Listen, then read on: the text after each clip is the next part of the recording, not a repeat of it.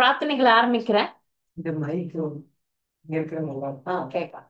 இல்ல கேக்குதா? ஒரு தடவை பாருங்க. மாதாஜி நீங்க அந்த இது புரியுங்க.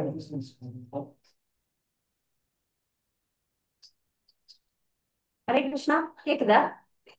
கேக்குது, நல்லா கேக்குது. நல்லா கேக்குது ஹரே மாதாஜி. கிருஷ்ணா, ஹரே கிருஷ்ணா. கேக்குது மாதாஜி. சரி, தாமதத்துக்கு மன்னிக்கணும், பரவாயில்ல. டைம் இருக்கு, நம்ம பிரார்த்தனைகளை ஆரம்பிக்கிறோம். ஓம் நமோ பகவதே வாசுதேவாய. ஓம் நமோ பகவதே வாசுதேவாய. ஓம் நமோ பகவதே வாசுதேவாய.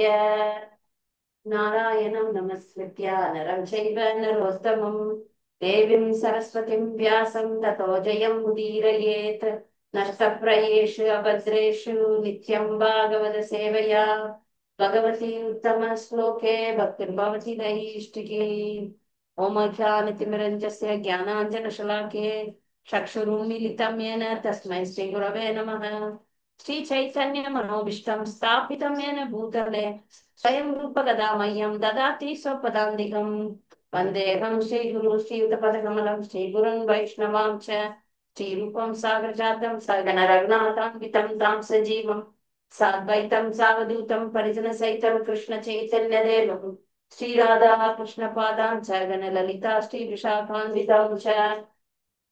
हे कृष्णा करुणा सिन्धु दीनबन्धो जगत्पते गोपेश गोपिका कान्त राधा कान्त जयदां सुरदं मम मन्दमतिर्गति मत्सर्वस्य पादाम्बोजौ राधा मदन मोहनौ दिव्यवृन्दारण्यकल्पद्रुमादय श्रीमद्रत्नाकर सिंहासनस्थौ श्रीमद् राधा श्रील गोविन्द देवो प्रेस्ते लिपि सेव्यमानौ स्मरामि श्रीमान् रासरसारम्भि वंशीवटतटस्थित कर्षन् वेणुस्वनैर्गोपीर्गोपीनाथ श्री अस्तुनः तप्त काञ्चन गौराङ्गी राधे वृन्दावनेश्वरी दशवानुस्ते देवी प्रणमामि हरिप्रिये।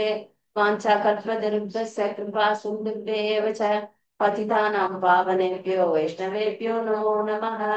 नमो ॐ विष्णुपादाय कृष्णप्रेष्ठाय भूतले श्रीमते भक्तिवेदान्त स्वामिनिधि नामिने नमस्ते सारस्वते देवे गौरवाणी प्रचारिणे निर्विशेष शून्यवादी पाश्चात्य देशकारिणे श्री कृष्ण चैतन्य प्रभु नित्यानंद श्री अद्वैत गदाधर शिवाशादि गौर भक्त वृंद हरे कृष्णा कृष्ण कृष्ण हरे हरे हरे राम राम राम हरे हरे.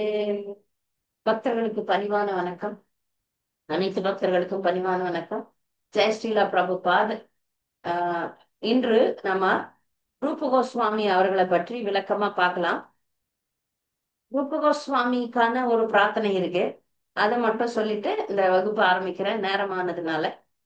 ஸ்ரீ சைத்தன்ய மனோபிஷ்டம் ஸ்தாபிதம் என பூதலே ஸ்வயம் ரூப கதாமயம் ததாதி சொப்பதாந்திகம். இந்த பிரார்த்தனை ஸ்பெசிபிக்கா ரூப கோஸ்வாமிக்காக உள்ளது.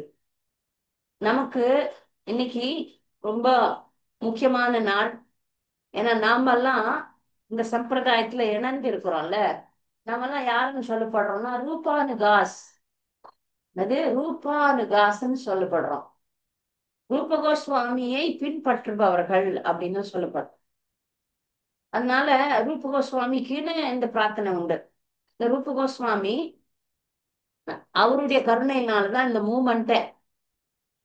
முதல் தலைவர் யார் அப்படின்னா கடவுளை தவிர, கடவுள் சைத்தன்ய மகாபிரபு.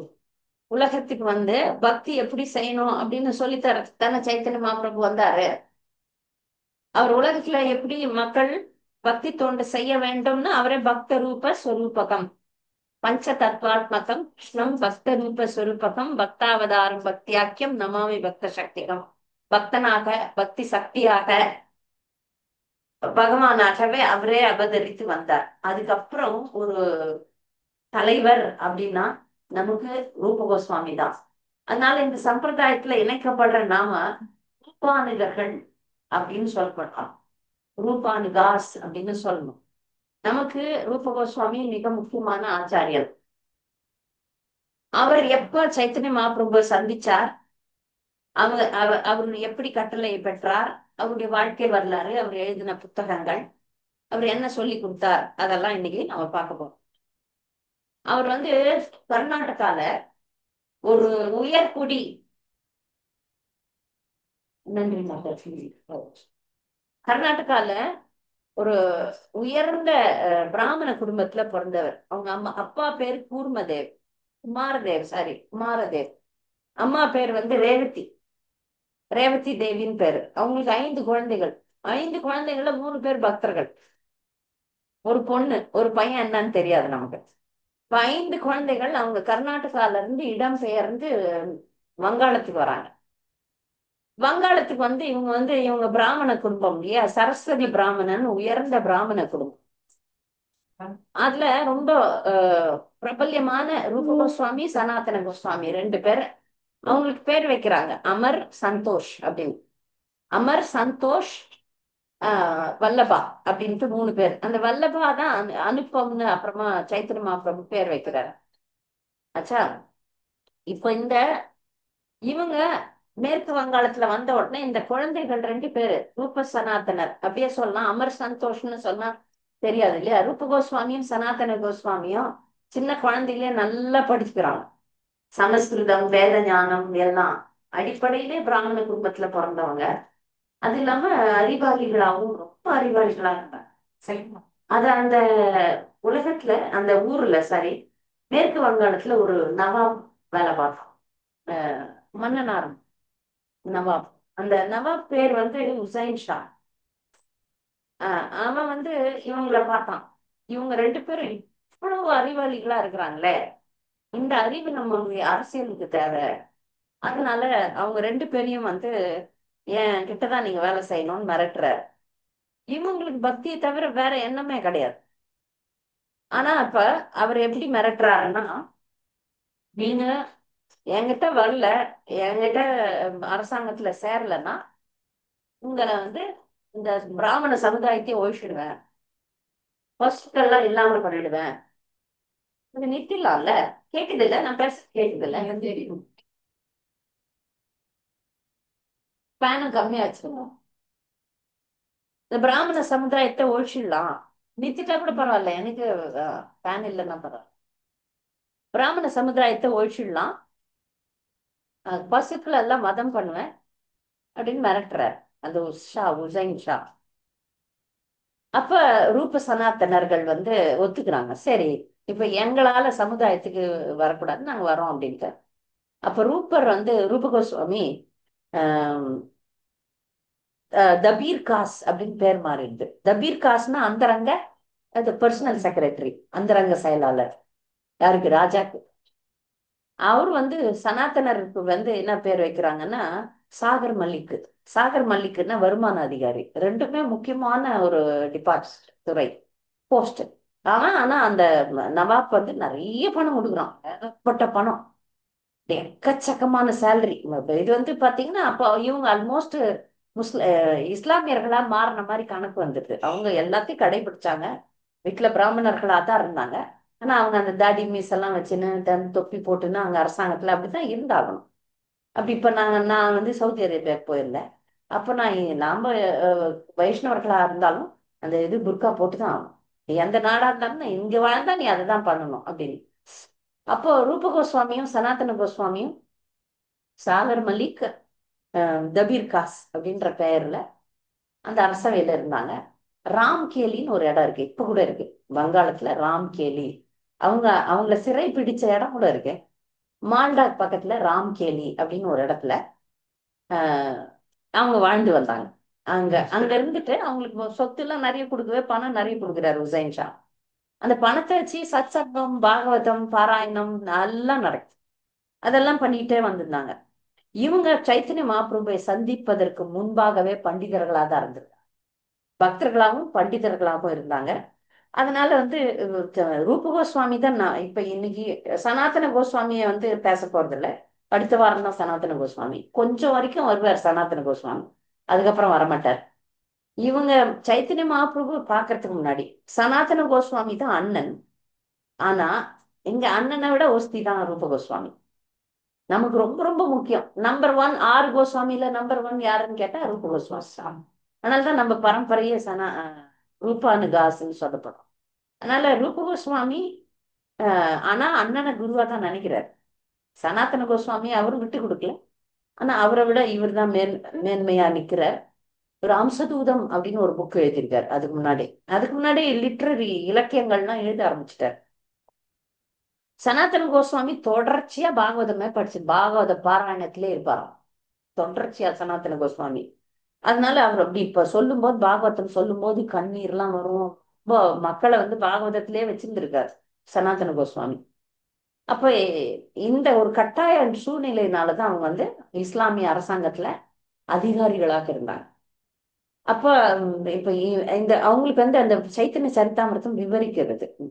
மிலேச்ச பயோ அப்படின்னா மிலேச்சர்கள் மேல பயம் இருந்துதான் அப்பா. ஆனா அது ஒரு நல்லதுக்கு தான். ஏதோ ஒரு நல்லதுக்கு தான் பகவான் அவங்கள அப்படிலாம் கொண்டு வர்றாரு. அப்புறம் அவர் எழுதின இந்த பக்தி ரத்னாக்கர் அப்படின்னு ஒரு புத்தகம் இருக்கு. அந்த புத்தகம் தான் வரலாறுகளை சொல்லுது. அதுல அவங்க எப்படி வைஷ்ணவர்கள் மேல அக்கறையா இருந்தாங்க. அவங்களுக்காக தங்க வாழ்க்கையை அவர்கள் தியாகம் செஞ்சாங்க. அவங்க எங்கேயாவது ஓடி போயிருக்கலாம். கர்நாடகால இருந்து தானே வந்தாங்க. திரும்பி கர்நாடகாவுக்கு போயிருக்கலாம். ஆனா அந்த மேற்கு வங்காளத்துல இருக்கிற வைஷ்ணவர்கள் மேல அவங்களுக்கு ரொம்ப அன்பு இருந்தது. அதனால அவங்க பொறுத்துக்கிட்டு அவங்க அதிகாரிகளா இருந்தாங்க. இப்போ பிராமணர்கள் பக்தர்கள் அதிகாரிகளா இருந்தா அந்த நாட்டை பத்தி சொல்லவே தேவையில்லை. எல்லா நன்மைகளும் நடக்கும் இல்லையா? ராஜரிஷிகள் ராஜாவா இருந்தா அந்த நாட்டுல எல்லாம் நடக்கும். அந்த மாதிரி எல்லாம் அவங்களுக்கு நல்லா சுமூகமான உறவுகள் இருந்தது. நல்லாவே ஓடின்னு இருந்தது. ஆனா அந்த நவாப்னுடைய ஒரு நல்ல குணம் என்னன்னா நிறைய பணம் கொடுத்தான். அதனால அதுல ஒன்றும் பிரச்சனை கிடையாது. இப்போ இவங்க என்ன பண்ணாங்க, ரூபரும் சனாதனும் ஒரு பிருந்தாவனத்தையும் உருவாக்கிட்டாங்க அங்க. அது பேர் குப்த பிருந்தாவன். இன்னொரு இடம் அவங்க இருந்த இடம் பேர் ராம்கேலி. ராம்கேலி பக்கத்துல ஒரு மால்டான்னு ஒரு சிட்டி இருக்கு. இப்ப கூட இருக்கு. ராம்கேலியும் இருக்கு, மால்டாவும் இருக்கு. மால்டான்ல இஸ்கான் இருக்கு. மால்டால இருந்து இன்னும் கொஞ்சம் தூரம் போனா கனாய் நச்சாலான்னு ஒரு இடம் இருக்கு. அங்க சைத்தன்ய மகாபிரபு போனாரு. அங்கதான் ராதாகிருஷ்ணர் ராச நடனத்துல இருந்து ராதாகிருஷ்ணர் மட்டும் அப்புறம் தனியா மற்ற கோபிகள்லாம் விட்டுட்டு அவங்க மட்டும் தனியா வருவாங்க. அந்த இடம் பேரு கனாய் நச்சாலான்னு பேரு. அது மிகவும் ஒரு அருமையான ஒரு இடம். வாழ்க்கையில பக்தர்கள் போக வேண்டிய ஒரு இடம். ஒரு சின்ன கோயில், இஸ்கான் கோயில் இருக்கு கங்கை கரையில. அவ்வளோ ஒரு அழகான இடம். நீங்க எப்பாவது முடித்தா அந்த இடத்துக்கு நீங்க போகணும். அங்க சைத்தன்ய மகாபிரபு போனார். போயிட்டு நடனம்லாம் ஆடினாரு. அந்த இடம்லாம் அங்கதான் இருக்கு.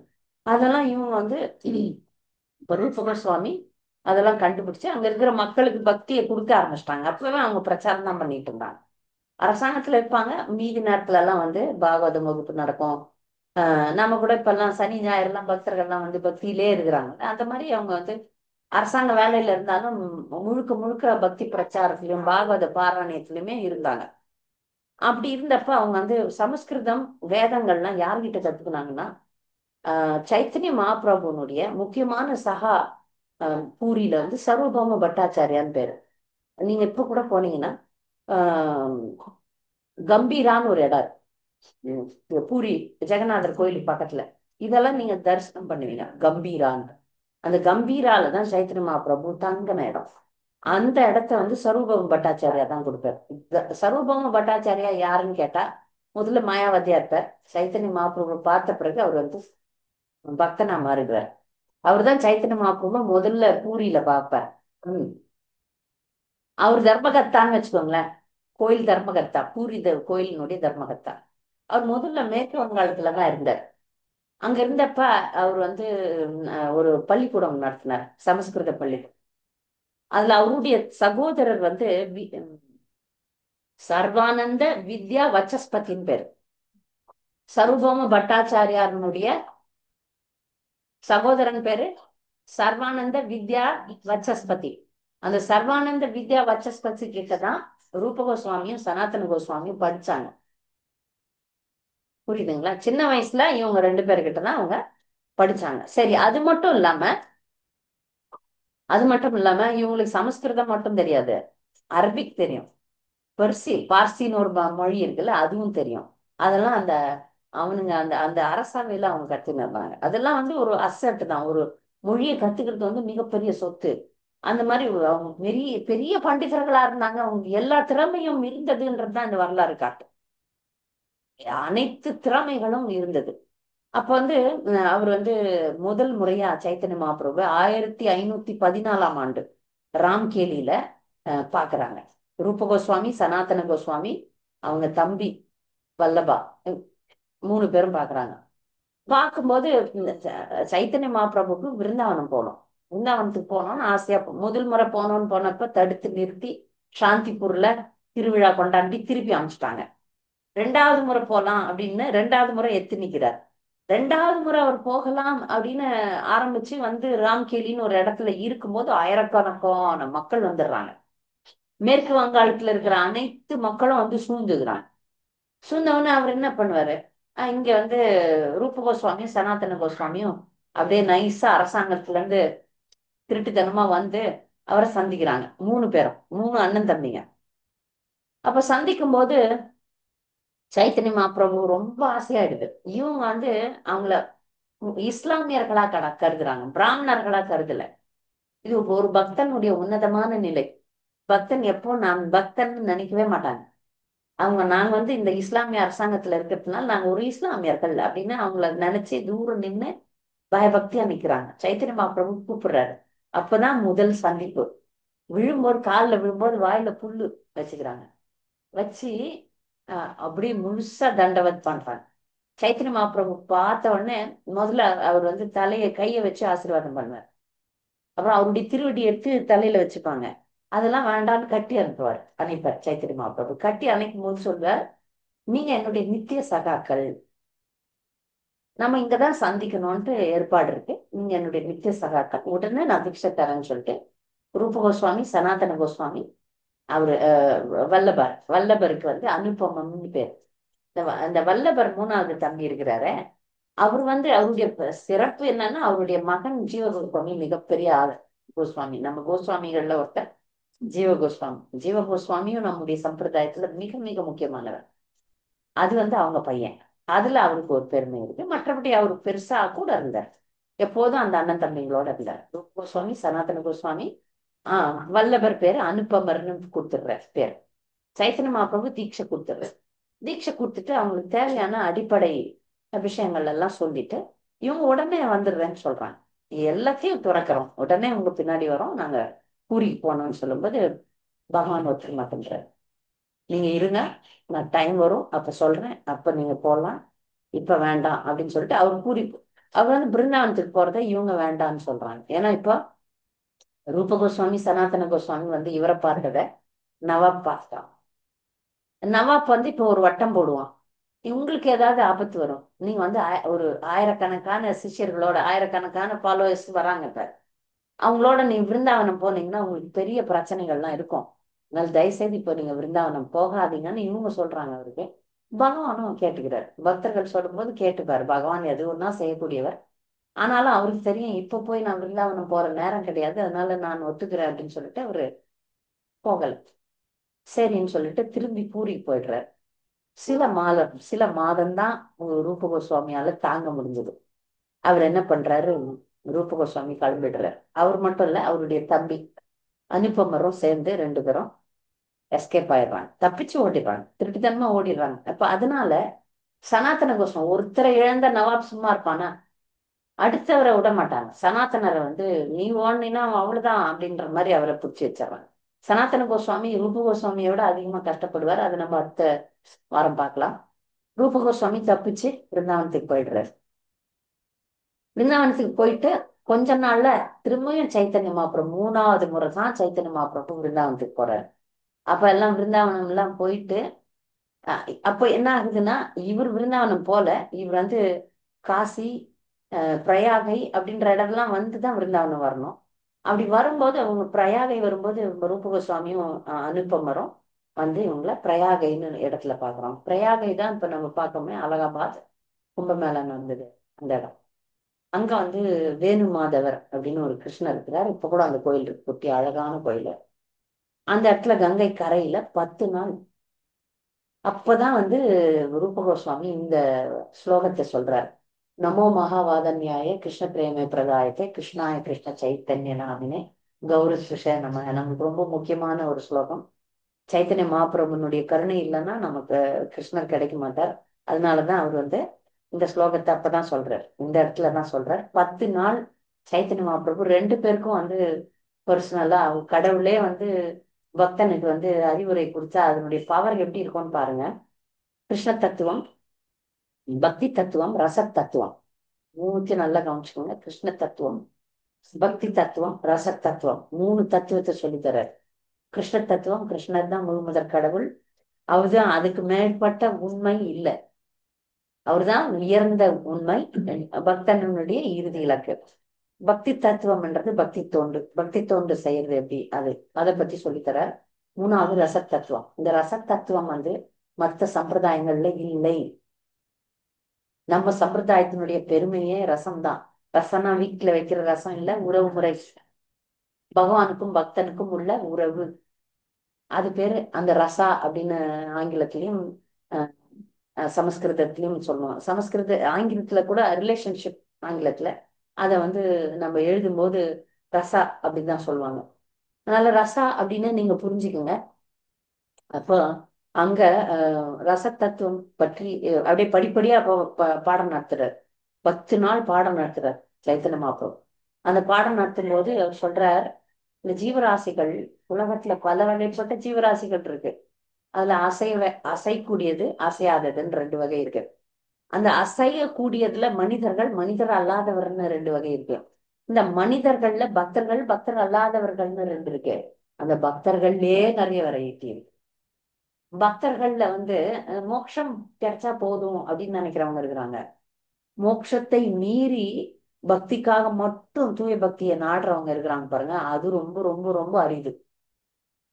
என் மோட்சம் கிடைச்சா போதும் அப்படின்னு நினைக்கிறத விட தூய பக்தி வேணும், பக்தனுக்கு பகவானுக்கு தொண்டு செய்யறது மட்டும்தான் வேணும் அப்படின்னு கிடைக்கிற அந்த பக்தி அரிது. அதுதான் நான் வந்து பிரச்சாரம் செய்யறேன், அதுதான் நான் பரப்புறதுக்கு வந்தேன்ட்டு பகவான் சொல்றார். அதுல ஒரு முக்கியமான ஸ்லோகம் சைத்தன்ய சரிதாமிர்தத்துல இந்த வர்ணனைகள்லாம் ரொம்ப விபரமா இருக்கு, ஆழமா இருக்கு. அதுல அவர் சொல்றாரு, பிரம்மாண்ட பிரமித்தே கவுனே பாக்யவான் ஜி, குரு கிருஷ்ண பிரசாதே பாய் பக்தி லதா பீஜ் அப்படின்ட்டு ஒரு ஸ்லோகம் சொல்றாரு. இந்த பக்தி லதா பீஜ் இந்த வார்த்தையை மட்டும் உள்ள இறக்கிக்கலாம்.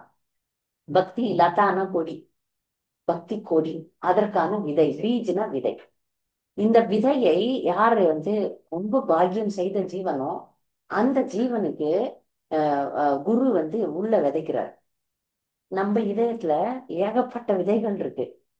பல பல ஜென்மங்களாக பௌதிக விதைகள் மண்டி மண்டி மண்டி கிடைக்குது.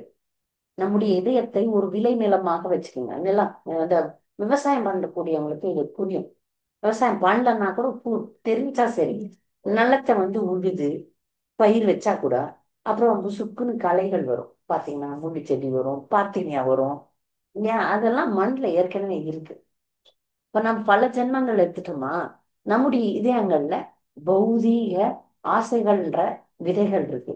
ஆனா அந்த ஆச்சாரியன் குரு கவுனே பாக்யவான் ஜீவ் அப்படின்றாங்க. கவுனே பாக்யவான் ஜீவனா, பாக்யவான் தமிழ் தான், ஜீவனா ஜீவன், யாரு பாக்கியம் பெற்ற ஜீவன் அப்படின்னா. இந்த எவ்வளோ பிரம்மாண்ட பிரமித்தே, அந்த பிரம்மாண்டத்துல மேல கீழன்னு ஒரு ஜீவன் சுத்துது.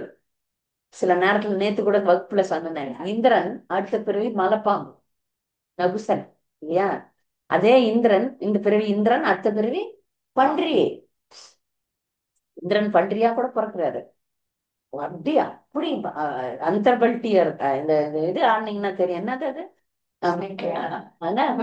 பரமபாதம். பரமபாதத்துல ஒரு புள்ளி நீங்க தப்பு பண்ணிட்டீங்கன்னா அங்கிருந்து மேல கிட்ட மோட்சம் வர்றதுக்கு இருப்போம், அப்படியே சொயின்னு அந்த பாம்பு கீழே இறக்கி விட்டுறோம். இந்த மாதிரிதான் இந்த பௌதிக உலகம். ஒரு ஏதாவது ஒரு ஏடாகூடமான விஷயங்களை நம்ம இந்த உலகத்துல பண்ணிட்டோம்னு வச்சுக்கோங்களேன், அது கீழே எடுத்துன்னு வந்து அதுல பாதாளத்துக்கு நம்மள தள்ளிடுது. அவ்வளவு ஜாக்கிரதையா இருக்க வேண்டியிருக்கும். அப்ப இந்த பிரம்மாண்டத்துல யாரெல்லாம் எத்தனையோ ஜீவன்கள் சுத்துது. அந்த ஜீவன்ல யார் ரொம்ப பாக்கியம்னா, குரு மூலியம் யாருக்கு விதை கிடைக்கிறதோ. இதை மட்டும் கவனமா பிடிச்சிங்க. நம்ம எல்லாம் ரொம்ப நம்ம வாழ்க்கையை ரொம்ப மலிவா எடுத்துக்க கூடாது. நம்ம குரு பரம்பரையில சேர்ந்துட்டோம், அதனால ரொம்ப ஜாக்கிரதையா ரொம்ப அதை பாக்கியமா எடுத்துக்கணும். இல்ல அந்த செடி வந்து நசுங்கி செத்து போயிடும். விதை போட்டாரு குருதேவர். அந்த செடி வளர்க்கணும் நீங்க. அந்த செடி என்ன பண்ணும்? வளரும். அழகா வளர்ந்து வளர்ந்து வளர்ந்து வளர்ந்து பக்தி செடி வளர்ந்து கோலோக விருந்தாவனத்துல போய் கிருஷ்ணருடைய திருவடியில பூவா பூத்து விடும். அந்த செடிய வைஷ்ணவ அபராதம்னு பண்ணோம்னு வச்சுக்கோங்களேன். வைஷ்ணவ அபராதம்ன்றது இப்ப இங்க இருக்கிற மக்களுக்கு எல்லாம் சுலபமா புரிஞ்சுக்க முடியும். இந்த கேரளால இருந்து இதுங்கெல்லாம் யானைகள்லாம் வந்து நிலத்துக்கு வந்தா என்ன ஆகும்? நீங்க கரும்பு பயிர் வைப்பீங்களோ, அரிசி பயிர் வைப்பீங்களோ, என்ன கத்திரிக்காய், என்னென்ன செடி, எல்லா செடியும் துவம்சம் பண்ணிட்டு போகும். மத யானைன்னு சொல்றாங்க. எதுக்கு? அபராதங்களுக்கு. முக்கியமா வைஷ்ணவ அபராதங்களுக்கு. நம்ம வைஷ்ணவ அபராதம் எல்லாம் பண்ணும்போது அந்த பக்தி செடிலாம் நாசமாயிடும். அவ்வளவுதான், சரி போச்சு. இவ்வளவு கஷ்டப்பட்டு பெற்ற விஷயங்கள் வந்து நாசமாயிடும். இதெல்லாம் சொல்றாரு சைத்தன்ய மகாபிரபு பர்சனலா ரூப கோஸ்வாமி சொல்றாரு. நீ வந்து பாக்யவான் ஜீவன். அதுல வந்து நீங்க பக்தி செடியை வளர்க்கும் போது அபராதம் பண்ணா அந்த பயிர் அழிஞ்சிரும் அப்படி அப்படின்னு சொல்லிட்டு அதுக்கப்புறம் ஒரு உயர்ந்த ரச இடத்துக்கு கொண்டு போறாரு. மத்தலப் மிகப்பெரிய சாதாரண பக்தியில இருந்து எப்படி ரசம் வரைக்கும் கொண்டு போனோம் இல்லையா? ரசம் வரைக்கும் அவரு கொண்டு போறார். அப்படி சொல்லும்போது ஒரு உதாரணம் சொல்றார். என்ன உதாரணம்னா, பக்தி வளர வளர வளர பக்தியினுடைய நிலையில மேல போயிட்டே இருக்கும். பக்திய வந்து ஒரு கரும்புக்கு ஒப்பிடுறார். கரும்பு சாறு. கரும்பு சாறை முதல்ல கரும்பு வெட்டுறோம். கரும்புல இருந்து ஜூஸ் எடுக்கிறோம். அது கரும்பை விட கரும்பு ஜூஸ் நல்லா இருக்கும். அப்புறம் அந்த கரும்பு ஜூஸை ஒரு கொப்பரையில கொட்டுறோம். நிறைய ஜூஸ் கொட்டி கொதிக்க வைக்கும் போது கொதிக்க வைக்க கொதிக்க வைக்க கொதிக்க வைக்க அப்படியே என்ன ஆகும்? ரொம்ப திக்காகும் பாகு. அது இன்னும் அது இன்னும் இன்னும் டேஸ்டா இருக்கும். அது அது சுண்ட சுண்ட சுண்ட சுண்ட என்ன ஆகும்? அது சர்க்கரை ஆகும். வெல்லம் வெல்லம் ஆகும். அது வந்து இன்னும் டேஸ்ட் ஆகும். புரியுதா? அப்போ பக்தியில நம்ம சுண்ட காசப்படுறோம். அதுதான் பாயிலிங் த மில்க்ன்ட்டு ஒரு வார்த்தை வரும் இஸ்கான்ல. நம்ம பக்தர் ஆயிட்டதுக்கு அப்புறம் எப்படியாவது பக்தர் ஆயிடுங்கன்னு சொல்லி தள்ளி தள்ளி தள்ளி விடுவாங்க மக்கள். சாண்டிங் பண்ணுங்க, சரி பரவாயில்ல, அப்படி இப்படி தள்ளி விட்டு தள்ளி விட்டு தள்ளி விட்டு அவங்க தீட்சை வரைக்கும் வந்ததுக்கு அப்புறம் உங்களை வந்து பாலை எப்படி சுண்ட வைக்கிறோம்? பாலை வச்சுட்டாங்க வச்சு அடுப்புல வச்சு சிம்ல வச்சு சுண்டோ சுண்டோ சுண்டோ சுண்டு காசும்போது தான் பால்கோவா வரும். அந்த மாதிரி ஒரு பக்தன் வந்து பாயில் ஆகுறான். அதாவது பக்தியில இருந்து இருந்து இருந்து இருந்து இருந்து அந்த சர்க்கரை எப்படி ஆகுதோ அந்த மாதிரி ஒரு ரச நிலைக்கு பகவானுக்கும் அந்த பக்தனுக்கும் உள்ள உறவு வந்து கெட்டிப்படும். தண்ணியா இருந்தது, உறவு கெட்டிப்படும். அத வந்து சொல்றார். அப்ப உறவு கெட்டிப்படும் போது தான் ரசம் வருது. ரசம் வந்து ஏழு கிளை ரசங்கள் இருக்கு. 5 முக்கியமான ரசங்கள் இருக்கு. 5 ரசங்களை சொல்லிடுறேன். சாந்த ரசம், தாசிய ரசம், நட்பு ரசம், சக்கிய ரசம், வாத்சல்ய ரசம், மாதுரிய ரசம். இது 5. 7 இருக்கு. 7 இன்னும் கிளை ரசங்கள் இருக்கும். அதுல நகை, வியப்பு, வீரம், கருணை, ரௌத்ரம்னா கோபம், பயானகன பயம், இழிவரல். இழிவரல்ன்றது மட்டும் கொஞ்சம் டக்கு. இழிவரல் தமிழ் தமிழ் பண்டிதர்களுக்கு தெரியலாம். இழிவரல் அப்படின்னு சொல்றாங்க. அப்படின்னா முதல்ல பகவான் ஒரு வெறுப்புல ஒரு அன்பு ஆரம்பிச்சு அப்புறம் அது அன்பா மாறும். அதான் இழிவரல். உங்களுக்கு தெரியும்ல இழிவரல். முதல்ல வெறுப்பு இருக்கும். அவங்க அந்த வெறுக்கிறவங்க வந்து ஆனா உண்மையில அன்பு தான் அது. இந்த சினிமா எல்லாம் காட்டுவாங்க. அந்த ஹீரோயின் எப்போ சண்டை போடுவாங்க. அப்புறம் பார்த்தா அது காதலா மாறும். அதான் இழிவரல். அது மாதிரி உறவு இதெல்லாம் வந்து நிறைய ரசம் சில பக்தர்களுக்கு உண்டு. இதுல வீரமுக்கு மட்டும் உதாரணம் சொல்றேன். வீர ரசத்துல இருந்த பக்தர் யாரு? எல்லாரும் பக்தி சாஸ்திரி படிக்கிறீங்க. பீஷ்மர். அதனால்தான் எதிரி கட்சி போனார். இது சாமானியர்களுக்கு தெரியாது. நிறைய பேர் பீஷ்மரை வந்து நன்றி கெட்டவரு, திரௌபதி துகில் உரிக்கப்படும் போது பேசாம இருந்தாரு அப்படின்லாம் குறை வரும் பீஷ்மர் மேல. ஆனா உண்மையில அவர் பத்தி வீர ரசத்துல இருந்ததுனால எதிர்க்கதான் நின்று ஆகணும். ஏன்னா கிருஷ்ணரோட சண்டை போடணும். கிருஷ்ணரோட சண்டை போடுற உறவுன்றதுனால எதிரி பக்கம் தான் இருந்தாகணும். இவர் பக்கம் இருக்க முடியாது. அதனால இத்தனை 5 ரசங்கள் சொல்றாரு. இதெல்லாம் சொல்லித்தரார். 5 ரசங்கள், 7 கிளை ரசங்கள். இதுல இத்தனை ரசம் இருந்தாலும் பெஸ்ட் மாதுரிய ரசம் தான். ஆனா இந்த மாதுரிய ரசத்தை நம்ம வந்து ஏன்னா எப்பவுமே மக்களுக்கு ஒரு விஷயம் வந்துடுது. பிரபுபாதர் வந்து ராசலீலை, 10வது காண்டம், மாதுரி ரசம் இதை பத்திலாம் நிறைய பேசவே மாட்டார். ஒரு ரூப கோஸ்வாமி பேசுறதுனால நாம் பேசி ஆக வேண்டிய நிலைமை. அடிப்படை விஷயங்களை மட்டும்தான் பிரபுபாதர் திரும்ப திரும்ப திரும்ப திரும்ப பேசுவார். ஏன்னா நம்ம மாதுரி ரசத்தை பத்தி பேசினா மக்கள் உடனே அந்த பௌதிக காதல்ல இறங்கிடுவாங்க. இது அந்த மாதிரி கிடையாது, உடல் சம்பந்தப்பட்டது கிடையாது. ஆஹ் இது வந்து ஆஹ் மேலோட்டமானது கிடையாது. இப்ப உலகாய விஷயங்கள்லாம் பாத்தீங்கன்னா மேலோட்டமான காதல், மேலோட்டமான விஷயங்கள் இருக்குல்ல, அது மாதிரி பௌதிகமானது கிடையாது. அதனாலதான் பொதுவா இதை பத்தி பேசுறது இல்லை, பிரபுபாதர் பேச மாட்டார். ஆனா இது உடல் சம்பந்தப்பட்டது கிடையாது, பௌதிகமானது கிடையாது, ஆழமானது, இது நிரந்தரமானது. அத சொல்லிட்டு மகாபிரபு என்ன சொல்றாரு, நான் இதை மேல நிறைய சொல்ல மாட்டேன் அப்படின்னு. நான் ரூப கோஸ்வாமி அந்த நிலையில இருக்கிறதுனால அவர் நிறைய புத்தகங்கள் அதை குறித்து எழுதுறாரு. அது பின்னாடி நம்ம பார்க்கலாம். அப்ப ஆஹ் இதுக்கு மேல நான் இதை பத்தி பேச மாட்டேன்னு சொல்லிட்டு அவங்க 3 பேரும் ஆன்மீக விஷயங்களை பத்தி நிறைய விவாதிக்கிறாங்க. நிறைய விவாதிச்சு ஆஹ் பின்னாட்கள்ல நீங்க பாத்தீங்கன்னா ரூப கோஸ்வாமிக்கு ரசாச்சாரியார்னு ஒரு பட்டம் இருக்கு. ஏன்னா அவர் இந்த தத்துவத்தை, ரச தத்துவத்தை எழுதுறார். புத்தகமா நிறைய இலக்கியமா எழுதுறார். ஏன்னா அதான் ஸ்ரீ சைத்தன்ய மனோபிஷ்டம். மனோபிஷ்டம்னா ஆசை. சைத்தன்ய மகாபிரபுக்கும் ரூப கோஸ்வாமிக்கும் ஒரு நெருக்கமான உறவு இருக்கு. அவர் வந்து இப்போதான் சீடன், குரு. சீடன் வந்து தகுதி வாய்ந்தவன்னா அந்த சீடனுக்கு குரு வந்து ஒரு பிரத்யேகமான கட்டளைகளை கொடுப்பார். ரூப கோஸ்வாமிக்கு முக்கியமா 2 கட்டளை கொடுக்கிறார்.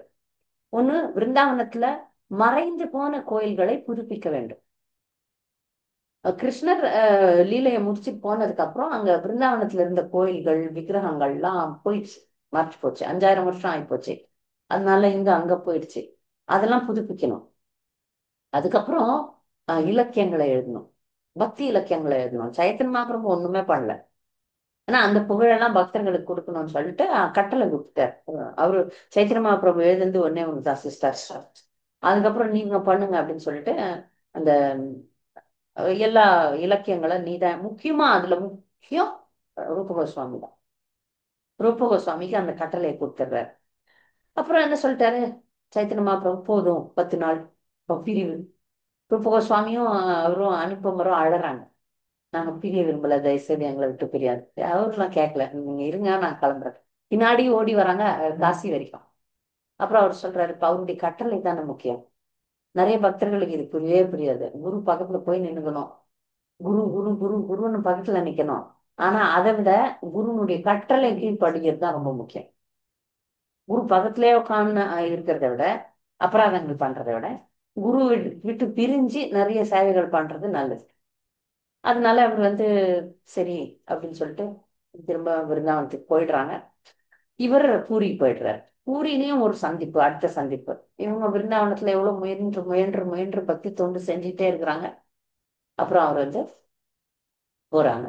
2 பேரும் பயணிக்கிறாங்க திரும்ப. இதுக்கு நடுவுல நிறைய நிகழ்வுகள் நடந்திருக்கலாம். ஆனா அது வரலாற்று அவ்வளவு முக்கியத்துவமானவை கிடையாது, அதனால நம்ம பேசல. அப்புறம் இருவரும் திரும்பியும் கால்நடையா, இதெல்லாம் கால்நடை தான், கால்நடையா திரும்பியும் பூரிக்கு வராங்க. பூரிக்கு வரும்போது அவர் செத்துடுறார். உலகத்தை விட்டு போயிடுறார் அந்த அனுபமர். அனுபமர் அவர் போனதுக்கு அப்புறம் அவர் கொஞ்சம் கஷ்டமா இருக்கு, தனியா பயணிக்கிறார் ரூபர்.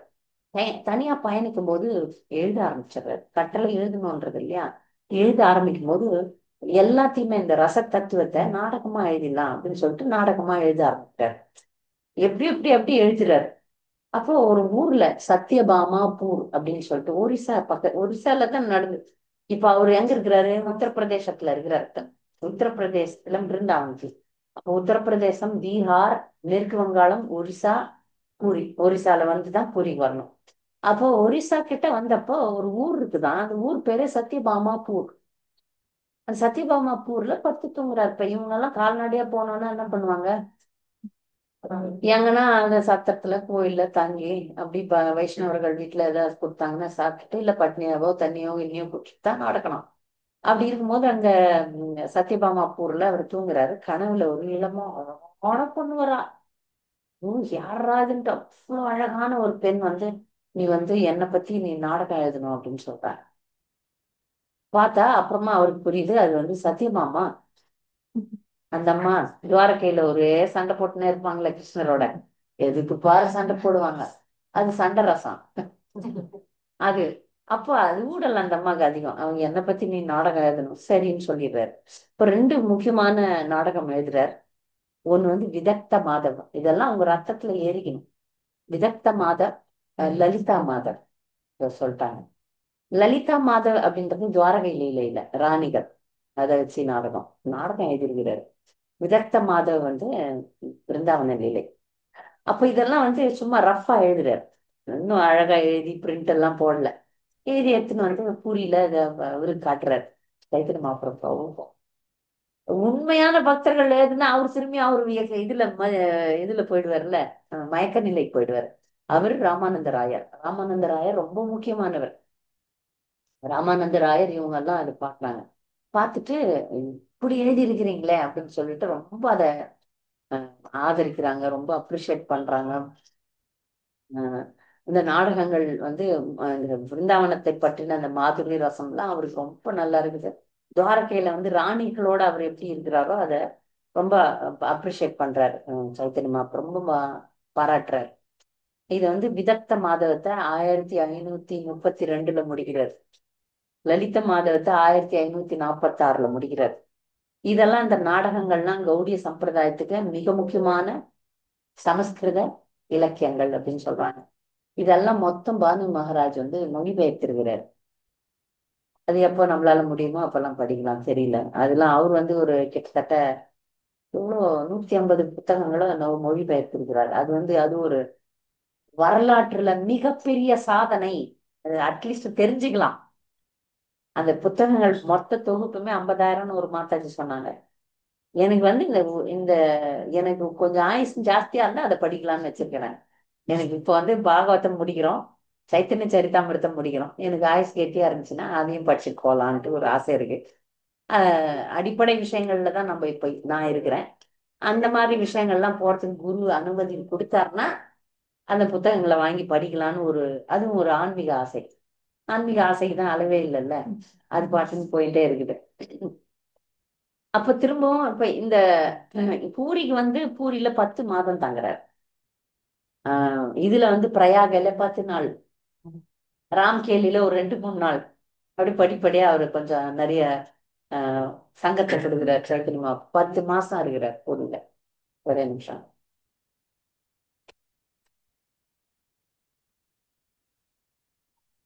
10 மாசம் இருந்து இன்னும் ஞானத்தை பெறுகிறார்.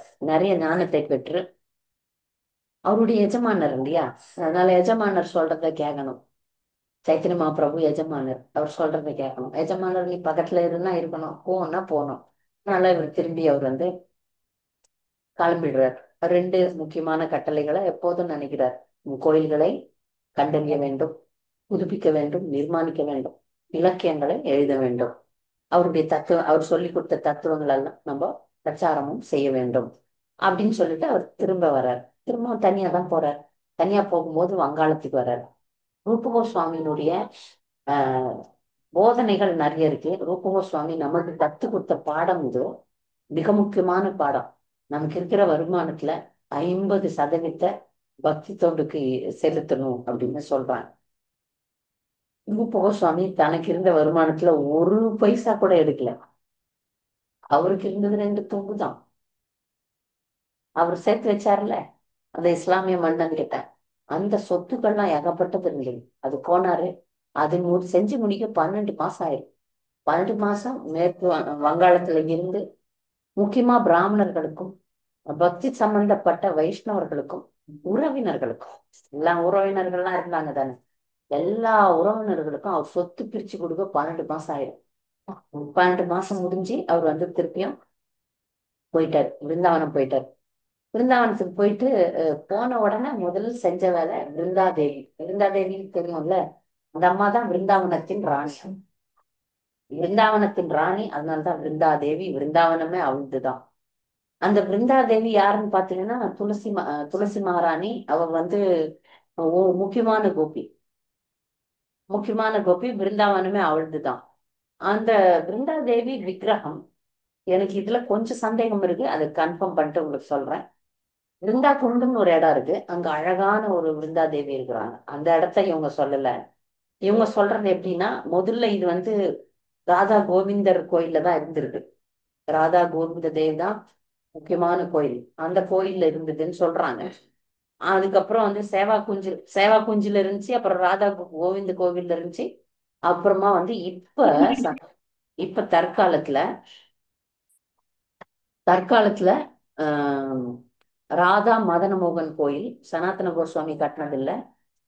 இது வந்து காம்யவன், 12 வனங்கள் இருக்கு இதுல, பிருந்தாவனத்துல. அதுல காம்யவன் அப்படின்ற ஒரு இடத்துல இருக்கு அப்படின்னு சொல்றாங்க. இந்த பிருந்தாதேவிய ஸ்தாபனம் பண்ணது ரூப கோஸ்வாமி. அது மட்டும் ஞாபகம் வச்சுக்கிட்டீங்கன்னா போதும். பிருந்தாவனத்துக்கு ரூப கோஸ்வாமி வர்றதுக்கு முன்னாடியே 2 பேர் அமைச்சிருக்கிறார் சைத்தன்ய மகாபிரபு. அவங்க பேர் லோகநாதர், பூகர்பர். தினமும் குரு குரு ஆஹ் குரு பூஜை பண்றீங்களா? ஸ்ரீ குரு சரண பத்ம, அந்த பாட்டு யார் எழுதுனது? யார் எழுதுனது? லோக்நாத கோஸ்வாமி. லோகநாத கோஸ்வாமி லோக்- எழுதினார். லோக்நாத் தெரியும். நரோத்தம் தாசர். மாதாஜி நரஸ். ரிப்புகரா மாலினி மாதாஜி. லோகநாத கோஸ்வாமி நரோத்தம் தாஸ் அதுல பாடுறாரு. லோகநாத் சரி. லோகேர ஜீவானா, லோகநாத் லோகேர ஜீவானா வருதுல்ல. அப்ப நரோத்தம தாச தாக்கூர் தான் குருக்கு எழுந்தது. அந்த லோகநாதர்லாம் இங்க வந்து முதல்ல செட்டில் ஆயிட்டாங்க, பூகர்பர் லோகநாதர் அப்படின்ட்டு. ஆனா அவங்க வந்து அவங்க ரீதியா பக்தி நிறைய பண்ணாங்க. ஆனா இங்க ரூப கோஸ்வாமி தனியா நிக்கிறாரு. நம்ம எந்த ஒரு காரியம் பண்றதுக்கு தனியா பண்ண முடியுமா? உட்காந்து அழுகுறாரு. எப்படி கோயில் கட்டி விட்டுருக்கீங்க? எங்க வந்து விகாரத்தை தோண்டி எடுக்கிறது? பணம் வேணும், உடல் பலம் வேணும், ஆட்கள் வேணும். உட்காந்து யமுனை கரையில உட்காந்து அழறாரு. இந்த கட்டளை கொடுத்துட்டார், விருந்தாதேவி வச்சுட்டார், பக்தி பண்றாரு, என்ன பண்றது? அவருக்கு என்ன சொத்து இருக்குதா? சொத்து ஒண்ணும் கிடையாது. எதை வச்சு என்ன பண்ணுவீங்கன்ட்டு உட்காந்து அழறாரு. ஒரு சின்ன பையன் வரான். ஏன் சாமி அழுறீங்க அப்படின்னு கேக்குறாரு. எங்க குருதேவ் சைத்தன்ய மகாபிரபு எனக்கு கட்டளை இட்டிருக்கிறாரு, நான் அதை எப்படி செய்வேன்? எனக்கு ஒரு நம்பிக்கையே இல்லை, நான் ஒரு அனாதையாட்டம் நிக்கிறேன், என்கிட்ட ஒண்ணுமே இல்லை, நான் என்ன பண்ணுவேனே தெரியல. அப்படியா, நீங்க வாங்க அப்படி அப்படின்னு கூட்டின்னு போறோம். அந்த குட்டி பையன் கூட்டின்னு போறோம். ஒரு சின்னதா குன்று ஒண்ணு இருக்கு. இந்த குன்றுக்கு பாருங்க, இந்த குன்று பாருங்க, மண்ணு குன்று மாதிரி இருக்கு. அது சுத்தி ஒரு பசு, தினமும் ஒரு குண்டு பசு வந்து அந்த மலை சுத்தி பாலை சுரந்துட்டு போகுது. நிறைய தினமுமே பால் சுரந்துட்டு போகுது. ஏன்னு தெரியல, உங்களுக்கு ஏதாவது ஐடியா கிடைக்கும், அதுக்குதான் நான் சொன்னேன்னு சொல்லிட்டு அந்த பையன் சொல்லிட்டு மறைஞ்சிடறான். அப்ப அவர் புரிஞ்சுக்கிறாரு, இது கிருஷ்ணர் தான் அப்படின்னு சொல்லி. அதுக்கப்புறம் அந்த சுத்தி இருந்த கிராமத்து மக்கள்லாம் இருப்பாங்கல்ல, பிருந்தாவனத்து வாசிகள், அந்த கிராமத்து மக்கள் கிட்ட எல்லாம் போயிட்டு கேக்குறாங்க, இந்த மலையை தோண்டி பார்க்கலாம், அந்த குன்று தோண்டி பார்க்கலாம். அந்த குன்று தோண்டி பார்த்தா உள்ள ராதா கோவிந்தர். இந்த ராதா கோவிந்தர் எங்க இருக்கிறாருன்னா ஜெய்ப்பூர்ல இருக்கிறாரு இப்போ. ஜெய்ப்பூர் போனீங்கன்னா பார்க்கலாம் அந்த ஒரிஜினல் வந்து. அப்புறம் இவர் கோயில் கட்டிட்டார் அந்த ராதா கோவிந்தருக்கு, ரூப கோஸ்வாமி, பிரம்மாண்டமா. அப்பதான் அக்பர் காலம், ரூப கோஸ்வாமி காலம் தான் அக்பர் காலம். மீராபாய் கூட ரூப கோஸ்வாமி கிட்ட தான் தீட்சை வாங்கினாங்கன்னு சில இடத்துல சொல்லப்படுது. நான் எனக்கு தெரியல. ஏன்னா மீராபாய் சினிமா பாத்தீங்கன்னா அதுல கடைசியில அவங்க குருதேவ கூட தான் அவங்க வந்து ரூப கோஸ்வாமி வராரு வராருன்னு சொல்லுவாங்க. அப்புறம் அவங்க வந்து அப்படியே போய் துவாரகையில போவாங்க. அது அந்த ரூப கோஸ்வாமி, அதெல்லாம் வரலாறுகள் சொல்லப்படல. நம்ம வரலாற்றுல அந்த அம்மா மீராபாய் ரூப கோஸ்வாமி கிட்ட வந்த மாதிரிலாம் தெரியல. ஆனா ரூப கோஸ்வாமி மீராபாய் டைம்ல இருந்திருக்கிறாருன்றது மட்டும் அரசல் புரசலா தெரியுது, அதுக்கான ஆதாரங்கள்லாம் தெரியல. அப்போ ரூப கோஸ்வாமி அக்பர்னுடைய உதவி. அப்புறம் மான்சிங் அப்படின்ட்டு ஒரு ஜெய்ப்பூர் மன்னன், அவன் வந்து அந்த சிவப்பு, நீங்க ஜெய்ப்பூர் போனீங்கன்னா அது பிங்க் சிட்டின்னு சொல்லுவாங்க. எல்லாம் சிகப்பு சிகப்பு சிகப்பா இருக்கும், அழகா இருக்கும். அந்த ஊரே ஒரு வித்தியாசமா இருக்கும். எல்லாம் சிவப்பு கலர் பில்டிங். அது அது ஒரு பளிங்கு கல்.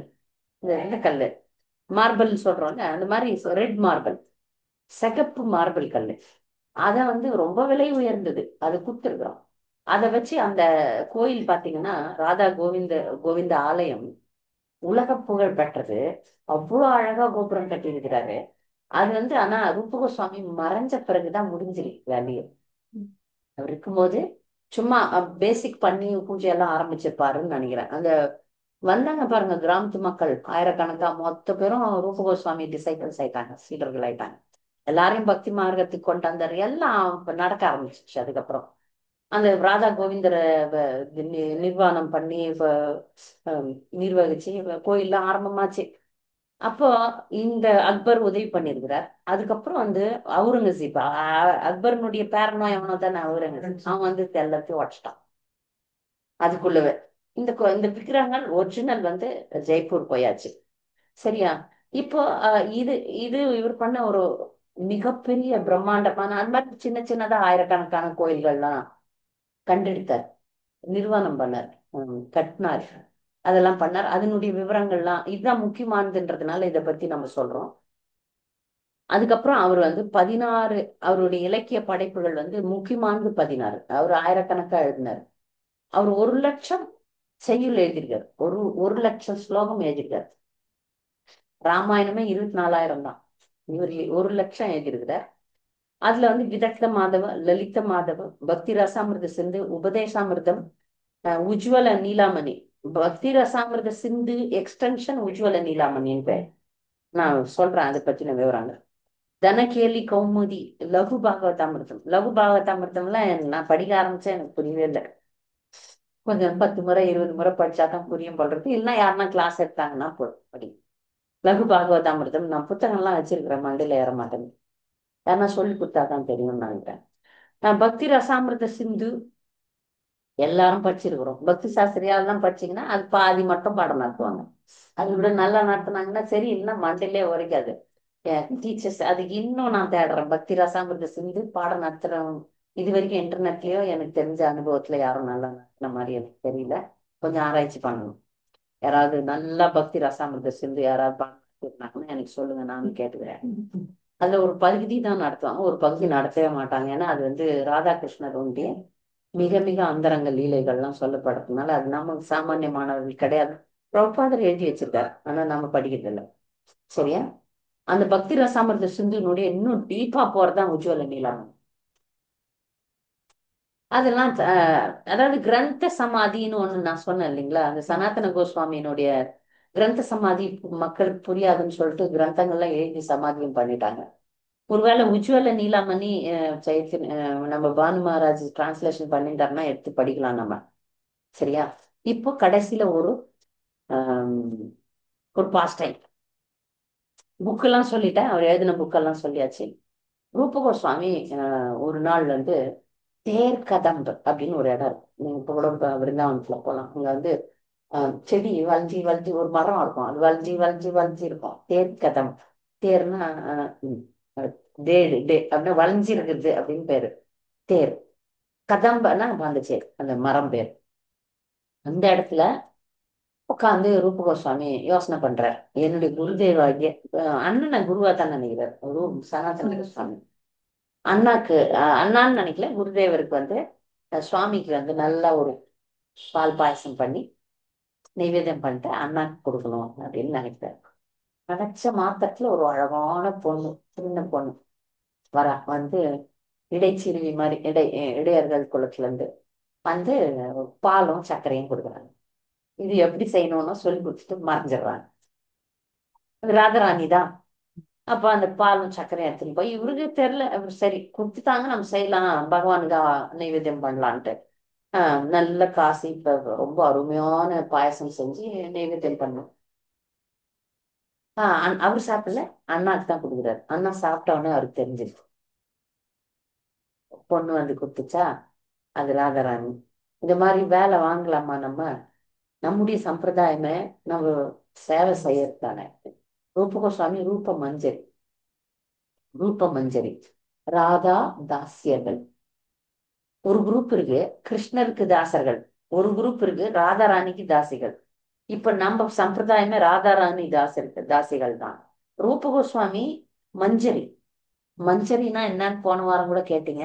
இந்த வாரம் மீண்டும் ஒரு தெளிவான புரிதல் எனக்கு ஏற்பட்டது.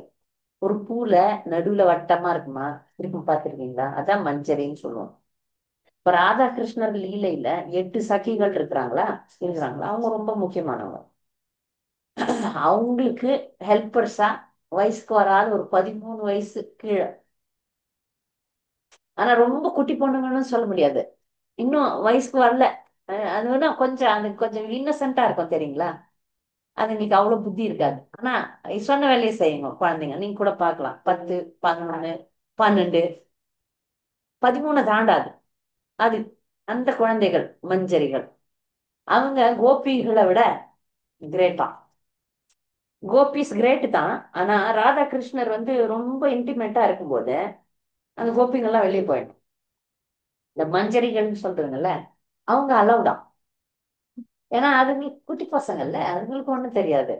போ தண்ணி எடுத்துன்னு வா, பான் எடுத்துன்னு வா, ராதாகிருஷ்ணன் ஊஞ்சல் ஆட்டி விடு, விசிறி வீசு, இந்த சேவைகள்லாம் அதுதான். அவங்கதான் ரூப மஞ்சரி. நம்ம ஆளு ரூப கோஸ்வாமி ரூப மஞ்சரி முக்கியமான சகி. ஆனா திட்டு வாங்குறாங்க. யாருக்கிட்ட? சனாதன கோஸ்வாமி கிட்ட. நீ ராதாராணிக்கு சேவை செய்யணுமே தவிர ராதாராணி கிட்ட நீ இதெல்லாம் இந்த ஆசையெல்லாம் நீ வளர்த்து காய்ச்சுதானே அவங்க எடுத்துன்னு வந்து பாலும் சர்க்கரையும் கொடுத்துட்டு போறாங்க. இதை நீ செய்யக்கூடாது அப்படின்னு சொன்னோன்னே ரூப கோஸ்வாமி கஷ்டப்படுறாரு. நம்ம தியானத்துல கூட கவனமா இருக்கணும். நம்ம சேவை தான் செய்யணுமே தவிர சேவை வாங்கக்கூடாது அப்படின்றத அவர் புரிஞ்சுக்கிறார். புரிஞ்சுட்டு அப்புறம் வந்து அவருடைய ரச தத்துவம் பற்றி ரொம்ப டீப்பா போறது. அது எப்படின்னா பக்தியில 2 விதமான பக்தி நமக்கு சொல்லப்படுது. நீங்க பக்தி ரசாமிரத படிச்சீங்கன்னா தெரியும். ஒண்ணு வைத்தி சாதன பக்தி. வைத்தி சாதன பக்தி. இன்னொன்னு ராகானுக பக்தி. நாம செய்யறது வைத்தி சாதன பக்தி தான். நாம வந்து இப்போ பயபக்தியோட தான் பக்தி செய்யறோம். இதெல்லாம் பேசுறோம். நம்ம சம்பிரதாயத்துல ரசம் இருக்கு. நாம வந்து ராதாகிருஷ்ணர் லீலையில தான் பங்கு கொள்ளணும். நமக்கு கோலோக பிருந்தாவனம் தான் இறுதி இலக்கு. இதெல்லாம் நம்முடைய குறிக்கோளாக இருந்தாலும் நாம ஆரம்ப கட்டத்துல இருக்கிறதுனால பாருங்க, 6 கோர்ஸும் நீங்கள் எழுதினாலும் அவங்க என்னைக்காவது தங்களை வந்து ரூப மஞ்சரியாவோ தங்களை கோபிகளாவோ என்னைக்குமே காட்டல. என்னைக்காவது சகஜியர்கள்லாம் பாத்தீங்கன்னா புடவை கட்டி நாங்கெல்லாம் கோபியர்கள்னு ஆட்டம் போடுவாங்க. அப்படியே கண்ணீர் கொட்டுது. அப்படியே பரவச நிலைக்கு நாங்க போறோம் அப்படின்லாம் சொல்லி ஒரு ஏமாற்றும் கூட்டங்கள் வந்து இப்பவும் இருக்கு. நான் ஒரு முறை பூரியில பார்த்தேன். பார்த்தா ஆண்கள்லாம் புடவை கட்டி அப்படியே ஆடுறாங்க, அழுகுறாங்க, பரண்டு பரண்டு அழுகுறாங்க, வேறாங்க. எனக்கு தெரியல என்னன்னு பார்த்தா அப்புறமா குருதேவ் சொன்னார் இதுங்கெல்லாம் சகஜியர்கள். பக்தி நிலையில இல்லைன்னாலும் பக்தர்கள் மாதிரி ஆட்டம் போடக்கூடாது. அது ஒரு அபராதம் ஆயிடும். ரூப கோஸ்வாமி ரூப மஞ்சரியாக இருந்தாலும் ஒரு நாள் இந்த மாதிரி சகஜியர் எல்லாம் இல்ல. அவர் பாட்டுன அமைதியா பக்தி பண்ணார். எவ்வளோ ரசத்தெல்லாம் எழுதி வச்சாரு. ஆனா அவர் வந்து அந்த ஒரு வேஷம் போடல அப்படின்றது உண்மையா நமக்கு தெரியுது. நான் ராதாராணி வந்து பாலும் சர்க்கரையும் கொடுத்தது கூட வாங்கினது தப்புன்ற மாதிரி அவங்க இருந்தாங்க. நமக்கு சொல்லி தர்றது என்னன்னா சாமானியர்களுக்கு யுக்த வைராக்கியம் சொல்லி கொடுத்தாரு. யுக்த வைராக்கியம்ன்ற கான்செப்டை ரூப கோஸ்வாமி கொடுத்துருதான். நீ என்ன வச்சுங்கிறியோ அதை முதல்ல சேவையில ஈடுபடுத்து அப்படின்ட்டு. உபதேசாமிர்தத்துல வந்து வாச்சோ வேகம் மனசோ குரோத வேகம்ல இருந்து ஆரம்பிக்கிறாரு. அதனால ஒரு நாளும் நம்ம ஹை ஜம்ப் அடிக்க சொல்லி தரல. ரசம் பற்றி தெரிஞ்சுக்கிறோம். அதுதான் இறுதி இலக்குன்னு வச்சுக்கிறோம். ஆனா இப்ப நம்ம வந்து தாஸ்ய பக்தி தான் பண்றோம். சாமானிய தாஸ்ய பக்தி தான் பண்றோம்ன்றத வந்து புரிஞ்சுக்கணும். அதான் வைத்தி சாதன பக்தி. அந்த இது வந்து அந்த ராகானுக பக்தி அப்படின்றது வந்து இயல்பா பக்தி வர்றது. இயல்பா அந்த நிலை எங்க இருக்குதோ தெரியாது நமக்கு. இந்த ஜென்மமோ அடுத்த ஜென்மமோ இல்ல கோட்டி ஜென்மமோ தெரியாது. அது இருக்கு. அத அத அது அந்த ராகானுக பக்தியை பற்றி உள்ள ஆழ்ந்து இப்போ சில பக்தர்கள்லாம் நான் பார்த்திருக்கேன். இந்த ராகானுக பக்தியில பாவா பிரேமா அதை பத்தி எல்லாம் பேசுவாங்க. எனக்கு ஆச்சரியமா இருக்கும். இதை பத்தி நம்ம பேசுறதுக்கு கூட நமக்கு தகுதி இல்லை. அது இருக்குன்னு தெரிஞ்சுக்கலாமே தவிர இப்போ நீங்க காலேஜ்ல சேர்ந்துட்டீங்க. காலேஜ் படிக்கிற மாணவர்னு வச்சுக்கோங்களேன். இந்த மாணவர் எவ்வளவு தூரம் போலாம்னா ஒரு அடிப்படை யூஜி படிக்கலாம். யூஜின்னு கிராஜுவேஷன் படிக்கலாம். அதுக்கப்புறம் போஸ்ட் கிராஜுவேஷன் படிக்கலாம். மேல்கலை, இளநிலை, முதுகலை, அப்புறம் வந்து பிஹெச்டி ஆராய்ச்சி. ஆராய்ச்சி பண்ணலாம். ஆராய்ச்சின்னு ஒண்ணு இருக்கு. அது பண்றதுன்னு தெரிஞ்சுக்கிறோமே தவிர இன்னைக்கு என்ன ஆராய்ச்சி? நான் இப்பதானே ஏபிசிடி படிக்கிறேன். நான் எங்க ஆராய்ச்சி பத்தி பேசுறது இருக்குன்னு தெரிஞ்சுக்கிறோம். அவ்வளவுதான் நம்ம நிலை. அதனால வைத்திய சாதன பக்தி தான் நமக்கு சொல்லப்பட்டிருக்கு. இதுல பாவா இருக்கு, மகாபாவா இருக்கு, உன்னத நிலைகள்லாம் இருக்கு. அதெல்லாம் இருக்குன்னு தெரிஞ்சுக்கிட்டோம்னா அதெல்லாம் எழுதி வச்சிருக்கிறார் ரூப கோஸ்வாமி. அது இன்னொரு கிளாஸ்ல வேணா நம்ம படிக்கலாம். எனக்கே அது வந்து படிக்கும்போது பயமா இருந்தது. படிப்படியா முதல்ல வந்து எப்படி அன்பு அன்பு வளரும், எப்படி ஒரு பக்தன் பக்தியில முன்னேறும் போது அவங்களுடைய அந்த சுயநிலை முழுமை பெறும்போது சுயநிலை வெளிப்படுமா.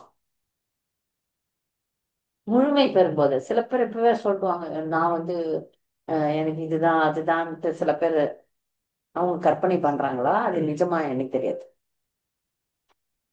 கிருஷ்ணரை குழந்தையா நினைப்பாங்க, கிருஷ்ணரை காதலரா நினைச்சுப்பாங்க, கிருஷ்ணரை நண்பனா நினைப்பாங்க. அது மாதிரி எது எதோ பேசுவாங்க. அதெல்லாம் பேசுறதுக்கெல்லாம் நான் அந்த மாதிரி பேசவே கூடாது. அந்த மாதிரி ஒரு நிலையை நம்ம கற்பனை பண்ணும்போது அபராதம் ஆயிடுமோ அப்படின்ற பயம் இருக்கும். இப்போதைக்கு நமக்கு பிரபுபாதர் கொடுத்தது பயபக்தி தான். ராதாகிருஷ்ணர் வழிபாடு தான் நம்ம எல்லாம் நடக்குது. கோயில்ல ராதாகிருஷ்ணர் வழிபாடு தான். ஆனா நம்ம அவங்கள எப்படி நடத்துறோம்? ராதாகிருஷ்ணர் மாதிரி நடத்தல. எப்படி நடத்துறோம்? லக்ஷ்மி லக்ஷ்மி நாராயணரா தான் நடத்துறோம். ஏன்னா பயபக்தியை தான் நமக்கு சொல்லி கொடுக்கப்பட்டிருக்கு. ஆனா நம்முடைய இலக்கு வந்து மாதுரிய ரசம் தான். அது இன்று அல்ல. நம்ம ரூபானுகரோட நம்ம சேவையில தான் அதை அடைய முடியும். அது மட்டும் நல்லா தெரிஞ்சுக்கணும். சுயபக்தி சேவை பண்ணும்போது அது நமக்கு அருளப்படும். அது ஒரு ஜீவன், ஒரு பக்தன் சின்சியரா இருக்கிறாங்க, உண்மையா இருக்கிறாங்க, உண்மையான தேடல் குரு பரம்பரையில இணைந்துட்டோம்னா அது நமக்கு வழங்கப்படும். அது நானே எடுத்து வச்சுக்க முடியாது. எனக்கு நானே எடுத்து மாலை போட்டுக்க முடியாது. மாலையும் தகுதி வாய்ந்தவங்கன்னு யாரோ மாலை போடுறாங்க. அப்ப கூட நான் தகுதி இல்லைன்றதை நான் உணரணும். நான் இது எனக்கு தகுதி இருக்குன்னு நான் நினைச்சேன்னா நான் பக்தியில வந்து ஒரு அடி மேல எடுத்து வைக்க முடியாது. இது இந்த இந்த ரசம் நாம எந்த ரசத்துல இருக்கிறோன்றது அருளப்படும். அதோட முடிக்கிறேன். ஆஹ் அவரு இந்த பாவா பிரேமா அதெல்லாம் இன்னொரு நாள் படிச்சுக்கலாம். ஹரே கிருஷ்ணா. யாருக்காவது இதுல சந்தேகம், கூடுதல் கருத்துக்கள் இருந்தா தெரிவிக்கலாம்.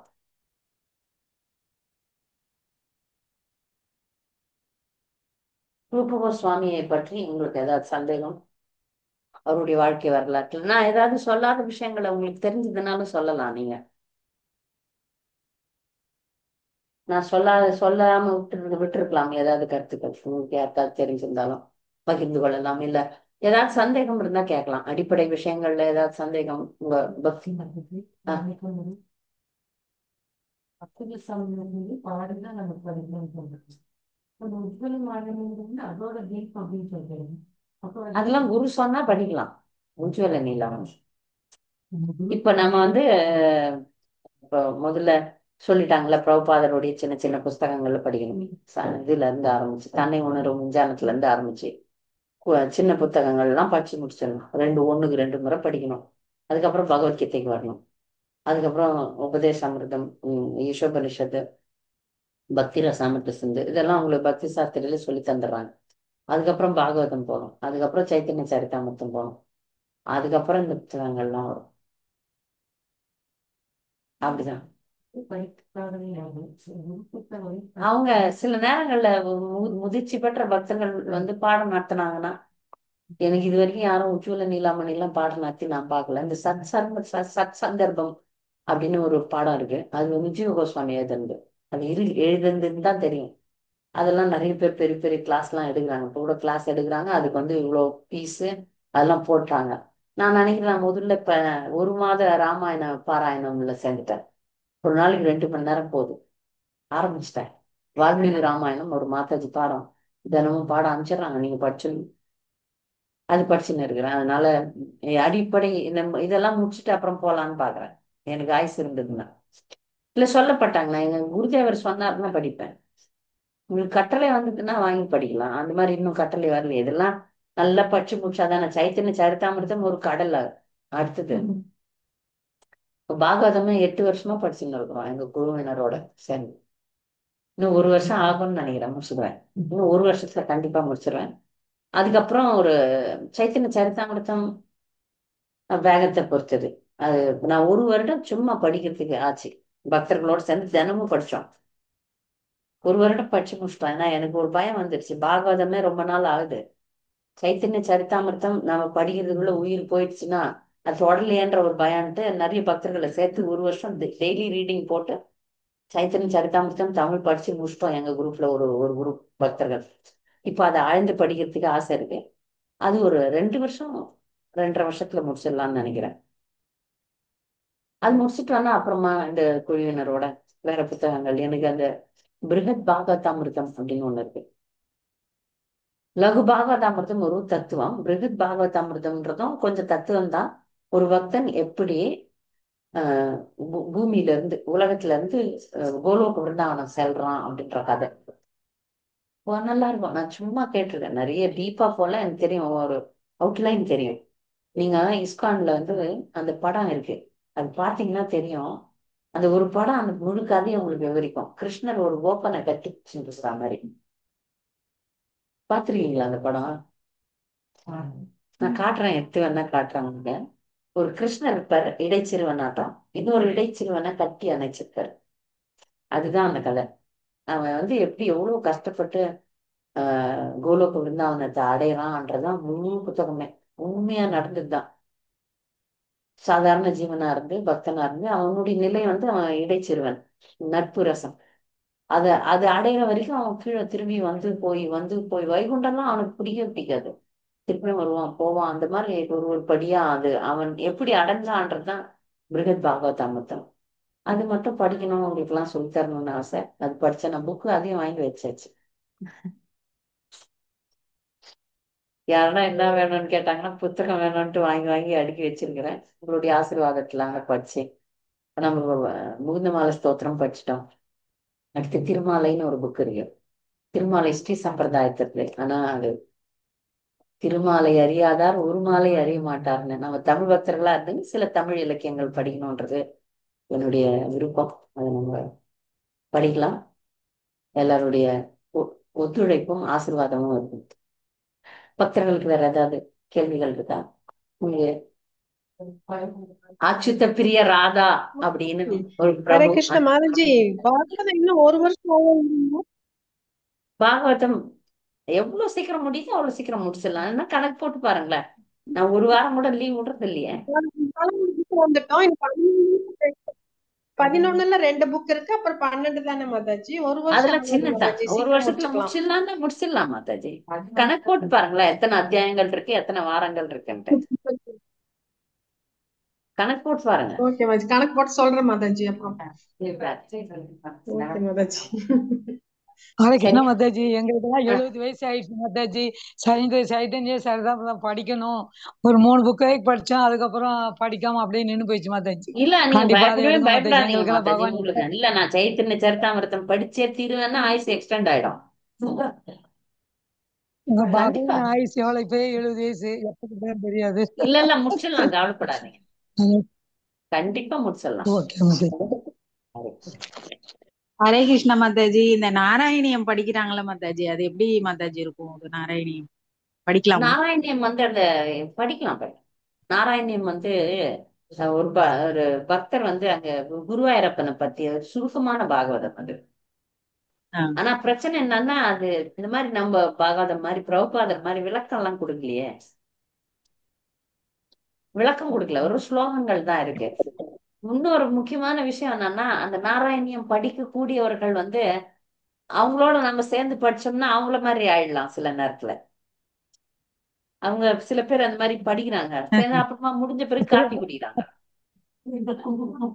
அது மொத்த படிச்சதெல்லாம் கழிச்சிடும். அதுதான் பிரச்சனை. இப்ப நாராயணியம் நம்ம குரூப்ல யாருன்னா படிச்சாங்கன்னா, நம்ம இஸ்கான் பக்தர்கள் படிச்சாங்கன்னா படிங்க. இல்லன்னா நம்ம தான் பாகவதமே படிக்கிறோமே. ஓகே. நாராயணம் சுருக்கமா, ஓகே நாராயணியம் மாதாஜி. சுருக்கமான ஓகே பாகவதம். மாதாஜி. சரியா? ம். ஆமா மதி 2 வரி தான் இருக்கும் மாதாஜி. நம்ம பாகவதத்துல எவ்வளவு விளக்கம் இருக்கும், அதுல ஒரே 2 வரி தான் இருக்கும் அதுல. எல்லாம் நாராயணத்துல 12 நம்ம காண்டமும் பகவத்கீதை கிளாஸ் கேட்டு ஒரு வருஷம் ஒரு வருஷம் சிம்பிளா கிளாஸ் வந்து படிங்க. கிளாஸ்க்கு வந்து பகவத்கீதை படிச்சவங்க அந்த 20-30 பேரு நாராயணம் படிக்கிறதுக்கு ஒரு குரூப்பா ஆகி இப்போ ஒவ்வொரு டெம்பிளா குரூப்பா போய் படிக்கிறாங்க மாதாஜி. அவங்க பக்திக்கு இப்ப வரமாட்டேங்கிறாங்க. எங்களுக்கு இதான் ரொம்ப பிடிச்சிருக்கு அப்படின்றாங்க. உங்கள்ட்ட என்ன சொல்ல? இல்ல எங்கெங்க சில கூப்பிடுறாங்க நேரத்துல அது அங்கங்க வந்து என்ன போய் ஆகுது, அதான் இந்த மாதிரிதான் பண்ணிடுவாங்க. நான் பாத்திருக்கேன். அவங்க பாகவதம் சொல்றோம் அப்படின்னு சொல்லிட்டு பாகவதம் சொல்லிட்டு கடைசியில காப்பி குடிச்சிருவாங்க. இதெல்லாம் நம் பிரபுபாதர் புக்கு தான் நாம நாராயணியம் உங்களுக்கே சமஸ்கிருதம் தெரிஞ்சதுன்னா சமஸ்கிருத ஞானியா இருந்தா நீங்க தனியா வாங்கி பாரு. நான் வச்சிருக்கேன் நாராயணியம், என்னதான் இருக்குன்னு பார்க்கலாம் அப்படின்ட்டு. எனக்கு டைம் இல்லை ஃபர்ஸ்ட். ஆனா அது ஒரு தப்பான நூல்லாம் கிடையாது, படிக்கலாம். ஆனா நம்ம சம்பிரதாயத்துல நமக்கு சொல்லப்பட்டது, நமக்கு பிரபுபாதர் ஒரு ஒரு வார்த்தைக்கும் மொழிபெயர்ப்பு கொடுக்குறாரு. மொழிபெயர்ப்பு கொடுக்காம வெறும்னே ஸ்லோகம் படிச்சா நம்மளுக்கு ஒண்ணும் புரியாது. அதுக்கு பிரபுபாதர் புக்கு படிங்க, புரியுது. எவ்வளவு அழகா எவ்வளவு அழகா எல்லாமே தமிழ்ல மொழிபெயர்க்கப்பட்டிருக்கு, அது சரி படிங்களேன். ம் சரி மாதாஜி. அதே படிங்க, அது வேண்டாம். சரியா? சரி மாதாஜி. மாதாஜி நீங்க இப்ப கோயம்புத்தூர்ல இருக்கீங்களா மாதாஜி? ஆனா உங்களுக்கு தனிப்பட்ட முறையில போன் பண்ணி சொல்றேன். ஆமா சரி சரி சரி, ஓகே. முடிச்சிடலாமா? வகுப்பு முடிச்சிடலாமா? பக்தர்கள் ஏதாவது கேள்வி இருக்கா? வாஞ்சா கல்பதரிப்யஸ்ய கிருபா சிந்துப்யேவ ச பதிதானாம் பாவனேப்யோ வைஷ்ணவேப்யோ நமோ நமः.